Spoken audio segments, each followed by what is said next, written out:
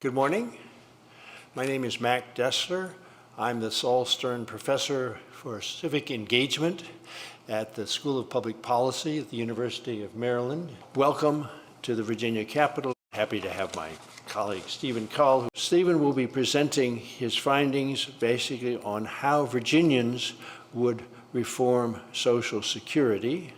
And we are delighted to have with us Daniel Palazzolo, who is the chairman of the Department of Political Science at the University of Richmond, and who, fortunately for us, has done major research on the whole question of coalition formation in the United States Congress. Steven Kull, who has been doing this sort of in-depth survey for more than 2 decades and has developed a reputation for perhaps the most sophisticated public survey and public opinion analysis in the United States.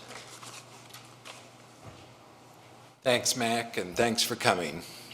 As Mac mentioned, for over 2 decades now, we've been working to try to improve the communication between the public and policymakers. We found that actually policymakers are very interested in knowing what their constituents think, but in fact they have a fairly poor understanding of what their constituents think on the decisions that they're making. It's consistent with the democratic principles that go back to the founders. As Alexander Hamilton said, a government ought to be free from every other control but a regard to the public good and to the sense of the people. I think that phrase, sense of the people, is really quite important.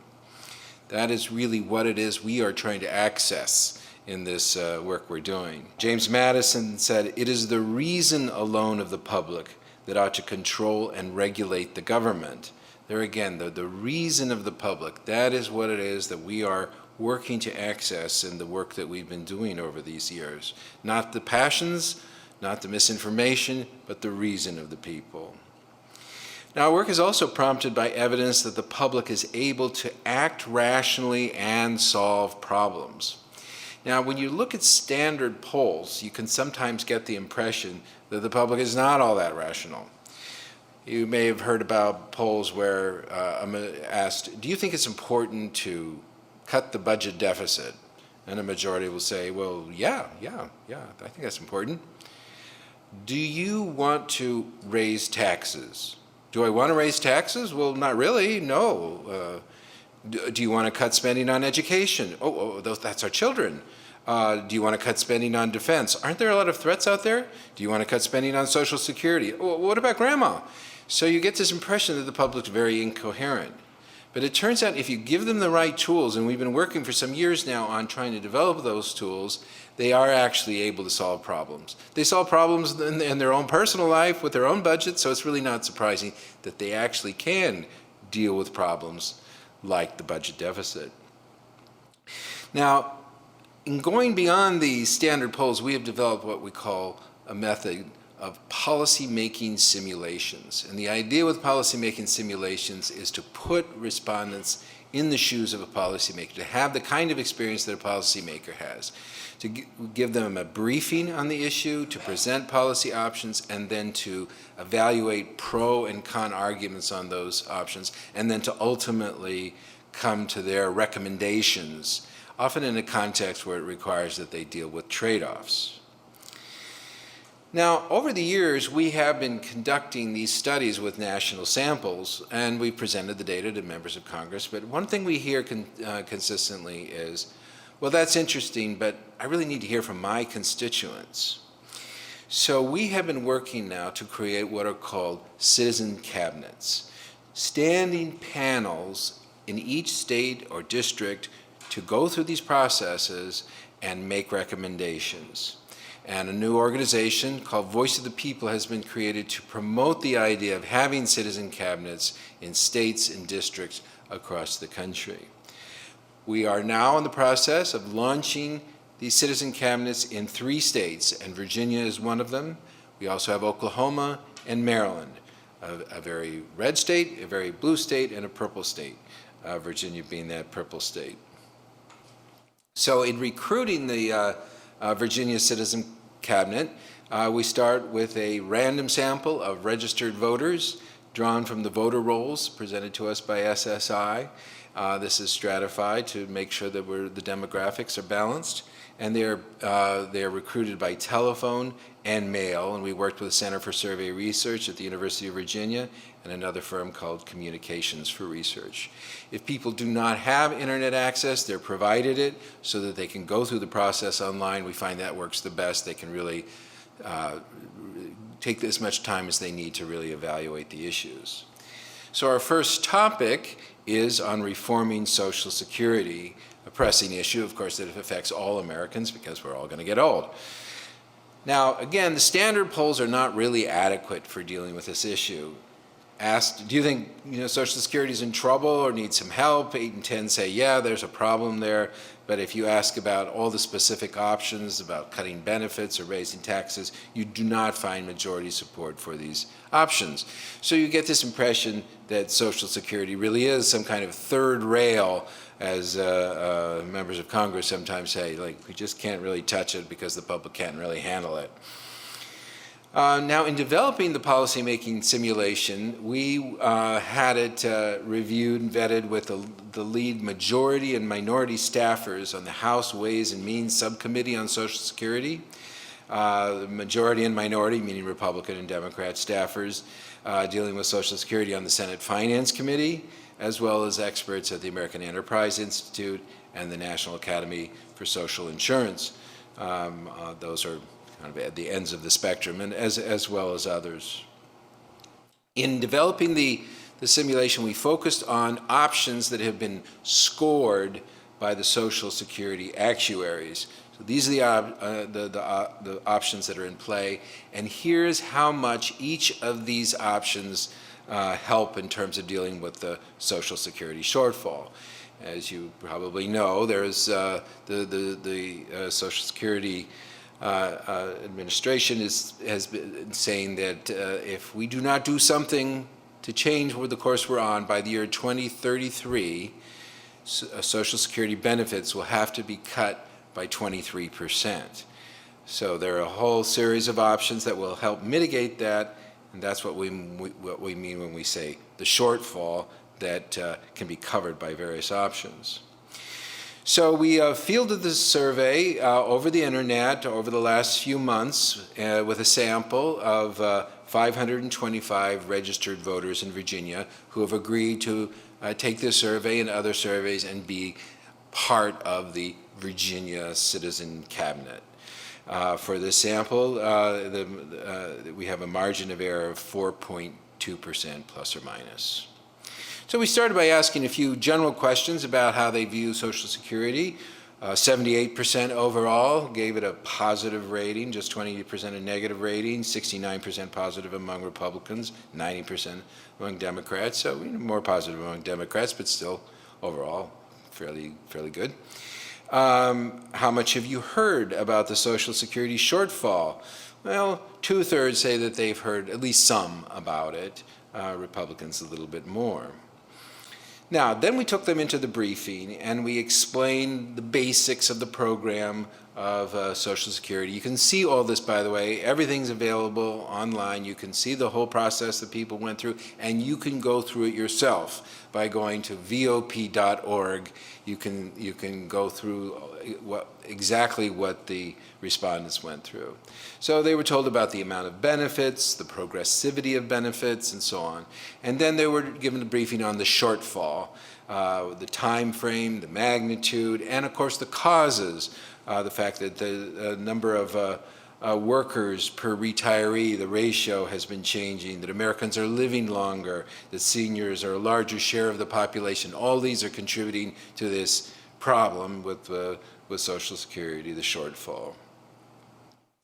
Now, then we presented a series of options, and I'm going to show you how we went through one of these options just to give you a feel. Of course, you can see it all for every one of them in the questionnaire.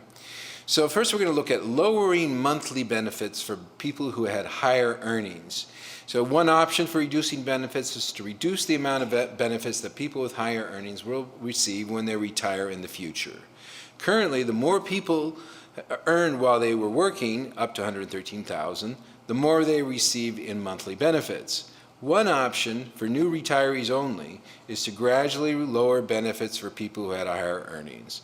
Their benefits would still be higher than people who had lower earnings, but their benefits would be less than people in that income group are currently scheduled to receive.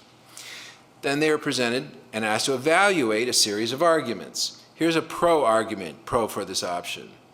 We have to cover the Social Security shortfall in one way or another. Wealthier retirees have other ways to fund their retirement, such as pensions and savings, but right now they get benefits that are higher than other people. This gap should be reduced so that their benefits are more like others. It's only fair. Well, overall, 57% found that a convincing argument, but only 40% of Republicans, larger 68% of Democrats. Now here's a con argument. Many of the proposals for reducing benefits based on income would end up hurting some people who are part of the middle class, particularly people who live in areas of the country where the cost of living is high. We should not change Social Security in a way that forces seniors to lower the quality of life. Well, this gets in even higher. 73% find it convincing. Now, by the way, it's very common for both the pro and the con argument to get a majority saying it's convincing. It shows that people are deliberating. They're thinking, that's a good point. Oh, that's a good point too. So they're not approaching this with a crystallized, fixed view on the issue. They're thinking it through. So we see that as a positive thing, not a negative thing that people see both sides as convincing. Another pro-argument is that Social Security is meant to address poverty. That's its core argument, so that it's okay if not all the people will get such high benefits. 56% find that convincing. Another con well, I'll just read it. American workers have been paying Social Security payroll taxes for all their working lives on the premise that they would be getting this money back in the form of benefits. Reducing expected benefits to people who make more money is a violation of this understanding and changes Social Security from a retirement program into a welfare program. Robust 68% find that convincing, especially Republicans, very large number, 83%. Now, the next step is we ask them to assess how tolerable the idea is. And we do that with a scale that looks like this. It goes from 0 to 10, 0 being completely unacceptable, 10 being completely acceptable, and 5 being just tolerable. And we want to find out, how flexible are people on this? So we ask, what about reducing benefits for the top 25% of earners? Those who had earnings over their lifetimes of about $65,500 or higher. And they're told this will reduce the shortfall 7%. Well, overall 42% say it's not acceptable, but 56% say it's, tolerable.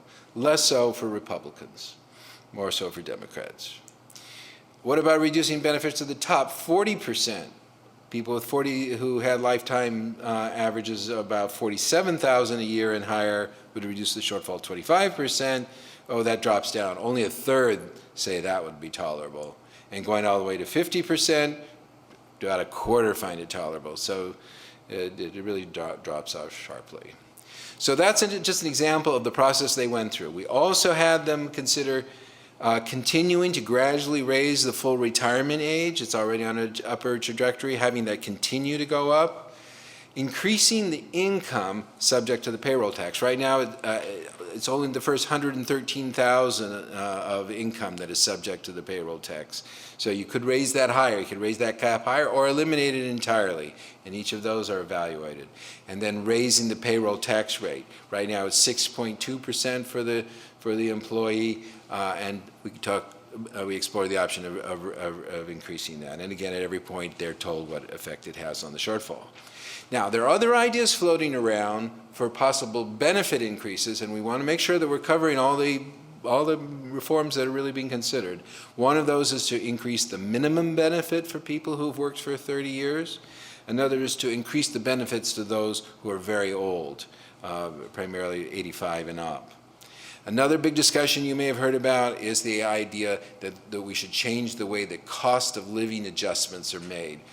One idea that's gotten a lot of discussion is chain CPI, which adjusts the COLAs to the things that people actually buy in response to changing prices. But there's another argument that chain CPI would actually slow the rate of growth. But there's another argument that the things that elderly people tend to buy, that's what should be the focus. And if that was the focus, the COLAs would actually grow at a faster rate. So after they've gone through this whole process, pros and cons and all that, for all of these ideas, we say, okay, now, here's the moment for you to make your final recommendations. So we give them a big spreadsheet, all the options listed, and the amount of the shortfall that it would cover or would increase. Then a little bubble follows them around as they make their decisions, as they check the boxes, that tells them how they're doing relative to the shortfall. So if they do things that decrease the shortfall, that number goes up. If they do things that increase the shortfall, the number goes down. So what do? Well, on the question of recalculating COLAs, where they were given the option of chain CPI and basing it on what the elderly tend to buy, there was really no consensus. Only 32% overall favored the chain CPI, 26% based on what the elderly tend to buy, basically no clear direction. And that's true between the parties as well. What about supplementing benefits for the very old, which would supplement benefits for those 85 and over by $61.50 a month? Again, not much support, only 42% overall select that option. What about raising the minimum benefit? For those who've worked 30 years, this would increase the monthly benefit from $800 to $1,216. That does get overall a majority who are selecting it, 58%. But it's not bipartisan. Only 38% of Republicans choose it, though 73% of Democrats choose it. What about reducing benefits for those with higher earnings? Now this actually gets a remarkably high level of support. 73% recommend reducing benefits for those with higher earnings for the top 25%. Remember the option of top 25%, top 40%, top 50%. Well, 73% favor raising it at least for the top 25%. What about the top 40%? Oh, that drops down to 31% favoring it, and at 50% even lower. And there's remarkable consensus. 69% of Republicans recommend this, as well as 83% of Democrats. So again, bipartisan consensus for this rather dramatic step and rather robust majorities. What about raising the retirement age? Again, they were told that it's on a trajectory to increase to 67, and that trajectory could continue to grow so over time, so that over the years it would eventually get to 68 or 69 or 70. Well, very large majorities, overall 83% favored raising at least to the age 68. 44% said, let's go all the way to 69. And hardly any difference between the parties on this. 82% of Republicans, 85% of Democrats favor raising it at least to 68, but again, fewer for the age 69. Raising or eliminating the cap on taxable earnings. This is really quite striking. So they were given two options: to raise the cap from the current $113,000 to $215,000, or to completely eliminate the cap so that all income would be subject to the payroll tax. Well, 89% overall either chose to raise it or eliminate it. 57% chose to completely eliminate it, a majority. And again, rather, a lot of bipartisan consensus. 82% of Republicans and 95% of Democrats chose to at least raise the cap to $215,000, and a slight majority of Republicans and a substantial majority of Democrats chose to completely eliminate it. Now let me just show you something. Here are the arguments that they heard on this. This support for eliminating the cap is really striking. So I want to show you a little bit about what kinds of arguments they got and how they responded to them. The income of the wealthy have been growing by leaps and bounds, while the incomes of the middle class have been stagnating. It is time for the wealthy to step up and do their part by helping to make Social Security secure. Besides, all it means is that they pay the payroll tax all year like everybody else, not just the first part of the year, because if your income is above $113,000 at some point in the year, you stop paying that tax. Well, 77% of the Virginians found this convincing, including 65% of Republicans and 88% of Democrats. Now let's look at the other side. High earners just saw their income taxes, investment taxes, and Medicare taxes increased. Higher taxes will discourage them from working and encourage tax evasion. They will also have less money to make investments that create jobs and promote economic activity. This will hurt the economy. This was seen as, from the people we talked to, as the strongest argument against eliminating the cap, and the one that is in fact used in debates on the floor of Congress and so on. And now, for all of the other arguments, the pros and the cons got at least a slight majority finding it convincing. This was the one case where we had less than half saying that they found this argument convincing. Only 38% found it convincing, and even Republicans were divided on it. So that's just some kind of background in the thinking that went to that rather surprising finding about eliminating the cap. So one other option, increasing the payroll tax rate. Currently it's 6.2%, so they had the option of raising it to 6.6 and so on. 74% overall raised it to 6.6 at least. Others went, 40% all that went up to 6.9, and many fewer went higher. And here again, you have 63% of Republicans, a clear majority, raising taxes, as well as 84% of the Democrats. So when you put all these four together, raising the ones for which we have large bipartisan majorities, you have steps that cover 66% of the shortfall. 73% overall call for reducing benefits to the upper 25%, 83% to raise the age 68, 89% to raise the cap to up to $215,000, and 74% to raise the payroll tax to 6.6. All of these steps together, large majorities, would cover 2/3 of the shortfall. And this is quite bipartisan, as you can see. Large majorities of both parties select these options. This is really, to us, the really key finding.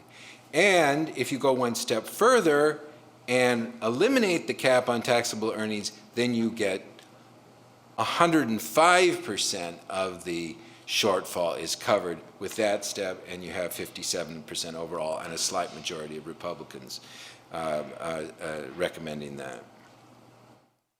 Raising the minimum benefit, which does get 58% overall, but not a majority of Republicans, would reduce the amount of shortfall and bring it down to about 98%.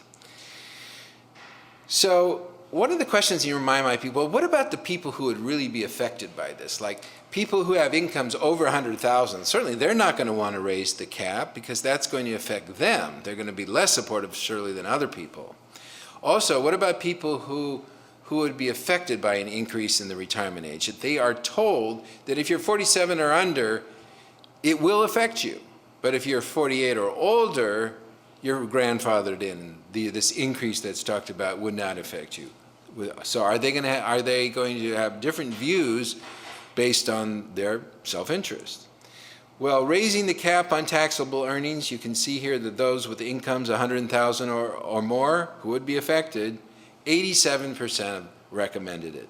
Virtually no different than the levels of support at the other income levels. On increasing the full retirement age, those 18 to 47, 83% endorse raising it to 68, 85%, 48 or older, no significant difference.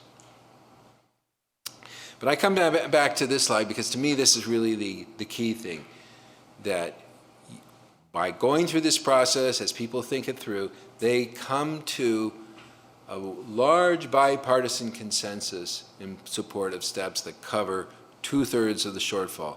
That to us is a real sign of what people can do if they are given the tools to really reason the way that the founders hoped that they would, so that the sense of the people or the reason of the people can really play a role in guiding the public policy process.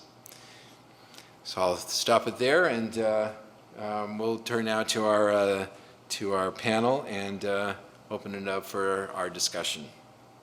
Thank you very much, Stephen, both for your very clear exposition of some very interesting findings and for alerting people again to how they can themselves become engaged in the process by going online. We are delighted, as I mentioned at the outset of this program, to have with us Daniel Palazzolo, chairman of the Political Science Department at the University of Richmond and a specialist in the United States Congress in general and the building of coalitions in particular, and he will give us his comments and observations on this survey. Daniel. Well, thanks, Max and Steve. That was a great presentation. I think there are a couple things that I would say about the study and I think its implications. First of all, polarization in the mass public is one key factor in preventing coalitions in Congress. So the more the parties are divided, the greater likelihood is, in the mass public, the greater likelihood that the elites will be divided. And so it's really important to demonstrate that the gap between Democrats and Republicans may not be as large as our peers, at least by way of public opinion. And I think the study also shows that framing of issues matters a great deal. And when people are more educated and have choices presented to them, there's a greater chance that they might be in a problem-solving mode than just reacting to what their elites are saying to them. So I think that's all, very, very positive. I also think that when you look at the congressional literature, as Max knows, it's possible for representatives to educate their constituents. We know this going back to Dick Fenno's studies.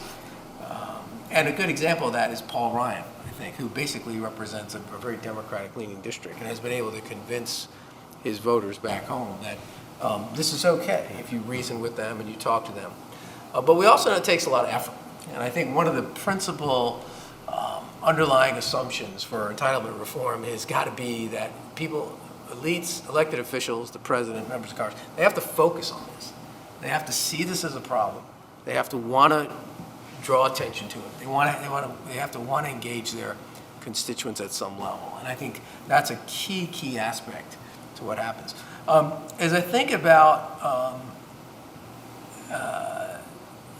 the study itself, I thought it'd be interesting to see how independents came out. I think it's important to look at Democrats and Republicans, but I wonder how independents look in this poll, and that might be something that we could update. On the upside, I also thought it was really encouraging that the subpopulations didn't seem to act in a kind of impulsively self-interested way. Right? So that's also encouraging. And it suggests that there's either one of two things going on. That there's this kind of moral sense out there, right? That if you educate people, they'll come to grips with it and they'll see that there's a broader responsibility. Or that Social Security is so important, right? That there's this sense in which, if talked about rationally, the emphasis is on preserving the program, right? Rather than figuring out what I can get, or even maybe in a kind of Tocquevillian sense that there's a self-interest rightly understood. If you're a young person, that if you're willing to make some trade-offs, maybe. So I'm not sure what the answer to that is. And it'd be interesting to know what's driving that kind of finding among the subpopulations. I think that's an interesting, question. To just raise it maybe to a slightly higher level, one of the questions I think that people who've looked at entitlement reform have kind of thought about is, Concord Coalition and others. How do you frame this? Do you frame this as a question of, look, the public is open to changes. The public's open to retirement, increasing the retirement age. The public's open to means testing. The public's open to lifting the income cap. It's even open to some raising taxes in some way, payroll taxes. How do you present it? You present it as, okay, let's all put our individual preferences on the table and see if we can log roll our way to some kind of solution. That's one approach, right? I mean, it's kind of a classic approach. The other is the message that kind of Chris Christie was delivering the other day, and that others have kind of argued, kind of Pete Peterson argument that, look, there's this kind of moral responsibility out there, and there's an economic calamity waiting for us. So we need to kind of think beyond where our short-term self-interest is. And the exercise is not about log rolling. It's about this kind of greater public good. And I think that's an interesting question about how you move the politics on this. And I think it can be done either way, but it has to be done. I'm encouraged by, I'm not sure which is the best way to go, actually. But I do think softening up elites and showing them through these kinds of in-depth studies that the public is not going to just automatically throw you out if you challenge this question. And by the way, if you go back and look at the fights in the 1990s, and you go back and look, there's very little evidence, right, that politicians are going to be punished for making a tough choice. There are indications that parties can be punished, but it's not the case. When you go back to the 90s, there are people like Tim Penny and Warren Rudman. They routinely talked openly about making changes, and entitlements kept getting reelected to Congress. Unfortunately, they got burnt out and left. So, so some of the problem is really just trying to get beyond this perception that politicians have that if for some reason you go out there and you make a proposal that, as Christy said, I'm not going to evaporate into this carpet, right? I'm not going to just implode. And I think that's really a key first step. There's one other thing I would recommend thinking about, and then maybe we can just talk more about. Max, maybe you could weigh in on this as well. And that is that Peterson had this idea, I think it was Peterson, that one of the trade-offs in the mix would be, it was either Peterson or Walker, I can't remember which, that you actually increase the benefit for low-income seniors. Mm-hmm. So the question in your poll is, okay, would you increase the benefit for older, the older seniors? In fact, as time goes on, I think studies show that the financial demands on an 85 or 90-year-old are actually much lower in some ways, less the healthcare costs, than they are on a 70-year-old. And so over time, you just spend less. I mean, you spend more on, prescription drugs and healthcare, but in terms of consumption, you spend less. And so, but one of the real questions is are the low-income seniors, the ones that are truly dependent on Social Security, and there's a good number that I think really subsist on it, is there a way to raise their benefits? So in the process of means testing, there's kind of a trade-off, right? You actually get more out of the wealthy, and there's this like a redistributive component, right, that has appeal, right, to Democrats. Mm-hmm. And so anyway, those are just some initial thoughts. I think it's a really good study. I think it's important for members of Congress to see this. I think it's important for the public to be engaged. There's always been this presumption, the Concord Coalition had this idea that the public is like a weather vane. So if you move the public, you'll move the elites. I think that's one piece of it. But I think more importantly, it's educating the elites that they don't have to be afraid of the public. And one final thing I'll say about that as a caveat is that when you think about polarization, you got to think of the mass public, and then of course you got to think of the elites. And Morris Fiorina has talked a lot about this, that the problem with polarization is not so much in the mass public, it's really among the elites, that there's a polarization industry out there, and that there are groups that are not going to be willing to compromise at all. And I think that's of course problematic. So the tax groups, et cetera, are going to come out, and then on the left, Move On is going to come out and say, well, you just can't do anything to cut benefits. So it's that other piece of polarization also that we have to kind of deal with here, because these citizens who are kind of doing the right thing after educated, they're not they're not accountable to anybody. They're not agents of anybody. They're not agents of voters. They're not agents of groups or donors. And so that's the other piece politically that I think should be thought about. But this is, I think, a great study, and I hope it gets in some attention. It gets in front of decision makers. Thank you very much, Professor Palazzolo. This is let me just pick up a couple of your points about how do you, suppose you're a member of Congress or a senator or representative, and suppose you generally think, Social Security is a problem. I look at the numbers like anybody else. It does look like we're going to run out of money, or we're not going to have enough money down the road, and we ought to do something about it. But I've thought this is, a no-win. Either I'm a Democrat and I think, well, there's some real political gains from holding a hard line on Social Security because this is an issue where historically the Democrats have had the advantage over Republicans. Or if I'm a Republican, I say, either I don't really want to touch this, or I want to go into other ideas like changing it to individual retirement accounts or some so-called free market reforms. Well, if people are really hooked on those positions, you're not going to be able to do too much. But presumably most members of Congress aren't really, or at least a significant number, are more open to saying there is a problem here. The great French leader who inspired the creation of the United Europe, Jean Monnet, used to say we're always sitting and dealing with problems. We have one side on one side, of the table and one side on the other side of the table. What we should do instead is get everybody on one side of the table and put the problem on the other side. And so we can all face the problem and talk about our different ways, but maybe compatible ways of dealing with the problem. And I think that is one of the great virtues of this approach, is that it does say this is the problem. We know some of you are Democrats, some of you are Republicans, some of you are independents. You're not going to have identical views. But can we accept the fact that there is a problem?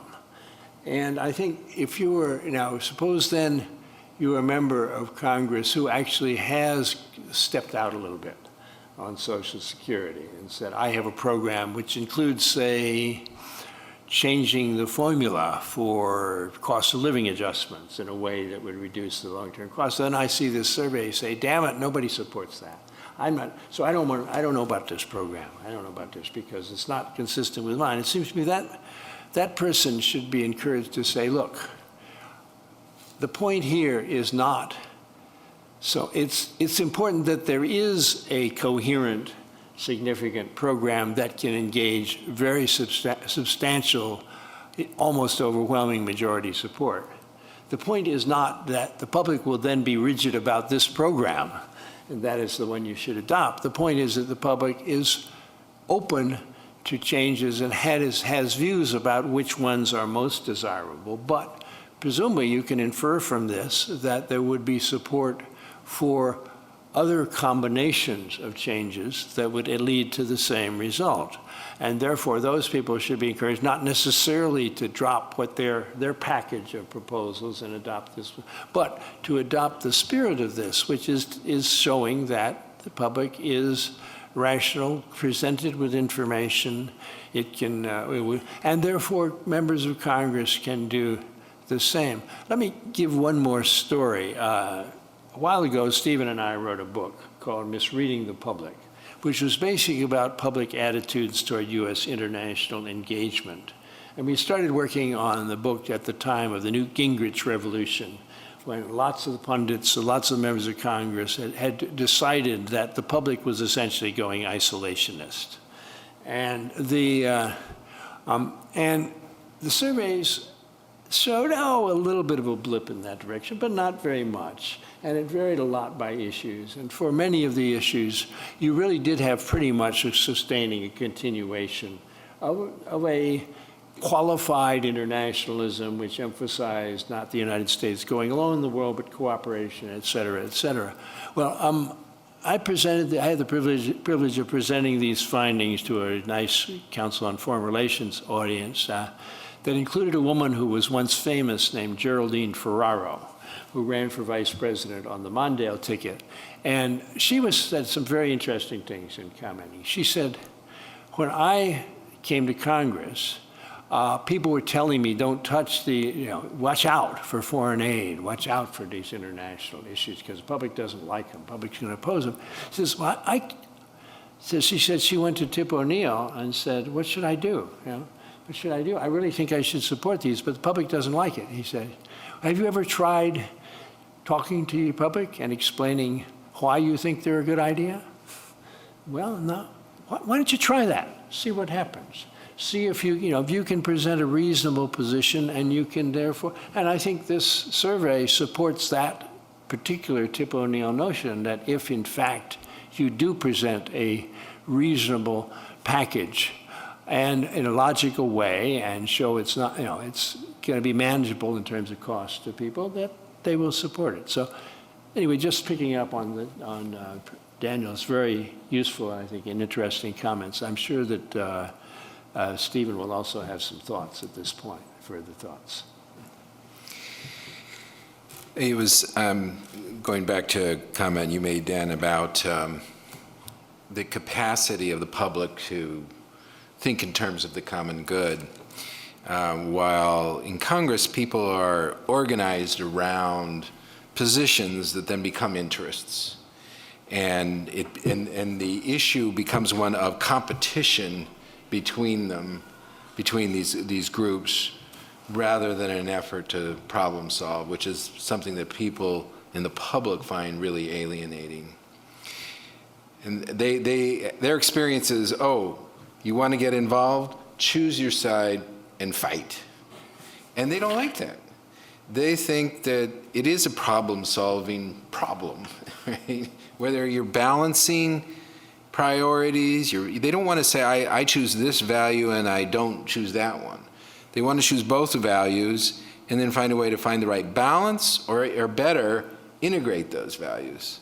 And they want to see policymakers doing that, and they perceive that that's not what's happening. Now, what's interesting to us was when we've gone around and talked about this idea of the citizen cabinet and people going through these processes among staffers, we've had over 65 meetings on the Hill, and we find every one of them likes it. Every one of them's intrigued by it, and every one of them says, in some way or another, I think this would help me in my job, right? Because a lot of them are looking for ways to move beyond the polarization. Most of them are not, they know that there's a problem here. Sure. And that something else needs to be done. But the way it's structured now, any movement away from the party line is a capitulation to the other side. And nobody wants to capitulate, and you're going to get, of course, trouble for that.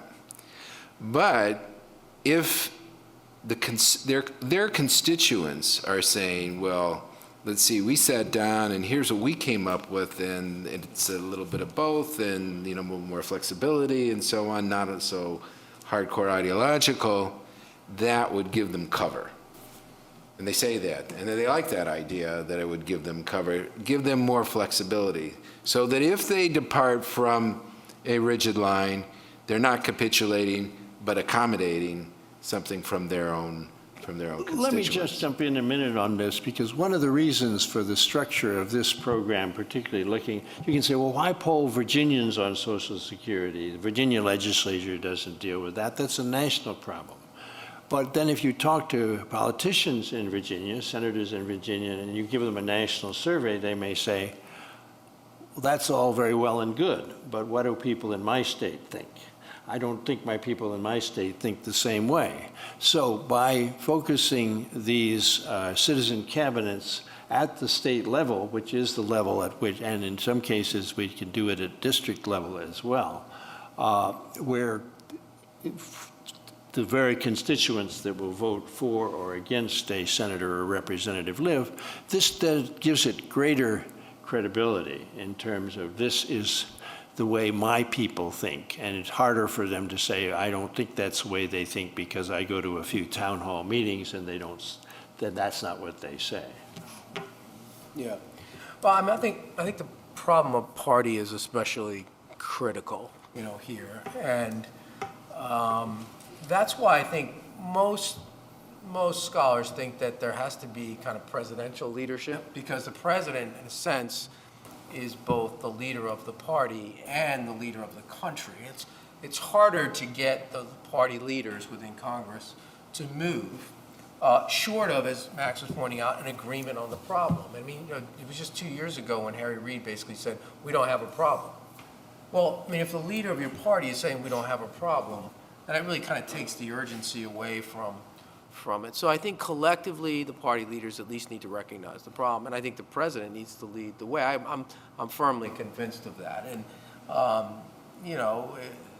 the last two presidencies have not been particularly focused on this problem, and so that hurts things a little bit. And so in one sense, we always sort of say, well, let's get it into the presidential campaign, maybe something will happen, and sometimes you wonder whether that's realistic, but I'm not so sure there's another choice. I mean, I really feel like that needs to be a key element of this if we're going to get beyond the gridlock, because I agree with you that the members of Congress want to solve problems at some level, and many are going to find this very appealing. Right. But can it get on the agenda? Can it be talked about, and can we get to that table? I think it's really important that members, we think that members must know what their constituents think. But the people that they hear from are not representative. And they kind of know that too. But they get certain assumptions, and then they say to themselves, well, gee, I took these positions, I got elected, I guess that's what the people think. Yeah. And often those positions are strongly stated, and because they've got to appeal to primary voters, and they've got in the habit of saying those things. And departing from that seems very risky. So the whole idea is to give them information, and what the information tends to say is that they actually have a lot more flexibility, a lot more room to move. It doesn't say, oh, you must be different, or you're going to be in trouble. Right. I don't think you can ever come to a member of Congress who feels strongly about something and say, well, I have a survey here, and you better change your position, or you're going to really be in trouble with your constituents. It just doesn't work that way, because people are, I mean, the pro and con arguments, they go, well, that's a good point, that's a good point. So they're not that rigid, so they're not going to vote people out based on that. But they are looking for members that can sort of bridge those gaps. And so there are potential electoral advantages in addressing these values, and if you can find some way to appeal to all of those values, you will be in a stronger position. So they need reassurance that they can show this kind of flexibility. Yeah, I mean, I think that's right. I mean, I think this is kind of softening up, getting them ready, but you still need, there's going to be one of two things going to happen. Either we're going to run up to the point where there's a crisis, 10, 15 years from now, and just continue to ignore, or we're going to get presidential leadership. One of those two things is going to be the way. It will happen eventually, but it's important for this kind of data to be available, as you point out, Stephen, to soften people up so that whenever that leadership comes, there are people who are willing to hear and move on these kinds of proposals. I think that's the great advantage of this kind of study, and that, and the fact that I think you are seeing a more engaged, public, right? I mean, that this issue, one way or the other, really requires us to move beyond, some specific group that we are here to. We have to kind of think beyond that. So I do think it has great value in that sense, and hopefully, and again, I mean, I just want to hear, we have a couple of minutes, if you could just reflect, both of you guys, I mean, how do you think the media and the public and the voters are going to respond to something like Chris Christie's, which got an announcement the other day, which included, by the way, a whole array of these things. I don't think he talked about privatization, which has been kind of the way for Republicans. It's been a very different approach. It was a problem-solving approach that took from the traditional menu of choices. I mean, how do you think people are going to respond to that kind of straightforward, I'm telling the truth, I'm being honest, here's what I'm going for. It includes a tax component, it includes a spending cut component, an retirement age component. How do you think people will respond? Well, I think that they respond favorably to candidates that seem like they're being direct and honest and not manipulating them. At the same time, they are vulnerable to another candidate who can say, you know, he's trying to cut grandma's benefits and things like that, and you can stir people up that way as well.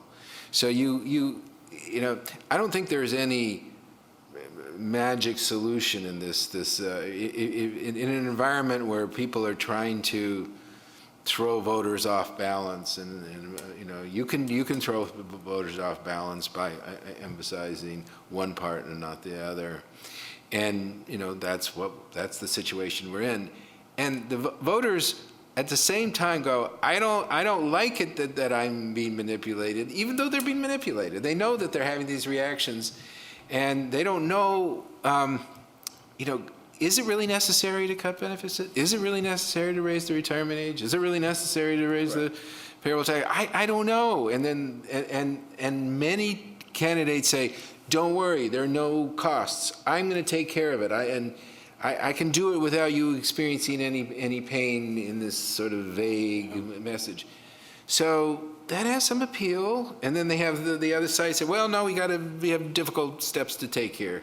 I'm sensing that you don't think it will do much. It's there. I don't think there is in an environment where you know, there is no framework for discussion. You know, politicians can spin you all over the place. But creating a coherent framework where we have common set of facts, a common discourse, then you can find consensus, and that's what we're trying to contribute to here. It does seem to me that, well, Christie has his own strengths and his own baggage, so whether he becomes the test case for this or not is hard to say, but it does seem to me that a political leader who comes across as telling the straight story and as telling people and resonates with people in the sense that he's able to invoke elements of issues that people recognize are real and are recognized as opposed to ideological, that there is some potential. Now, we all know that if you look at the presidential primaries, that the voters tend to be on the more, people who actually engage tend to be at the more ideological, more extreme side of the party spectrum on both the Republican and the Democratic Party primaries. So that might work against it. On the other hand, if there's a crowded field, if there's 7 or 8 plausible candidates and you're the one who's taking this approach, maybe, and you get 25% of the vote, that would be noticed. That would be significant. It might put you ahead. So I think there is some potential. But as Steven Kull points out, you do need.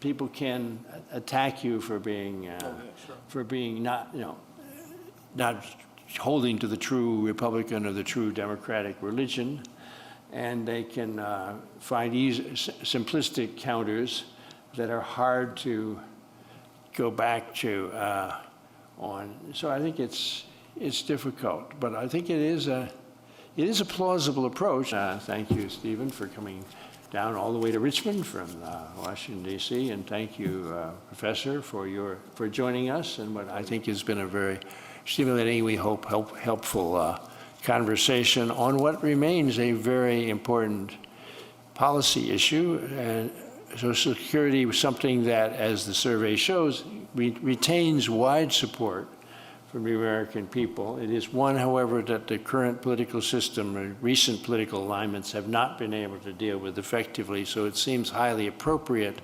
to, as the first case to use in figuring out how Virginians and Americans more broadly address the problem and whether there is hope that a balanced and effective solution can be reached.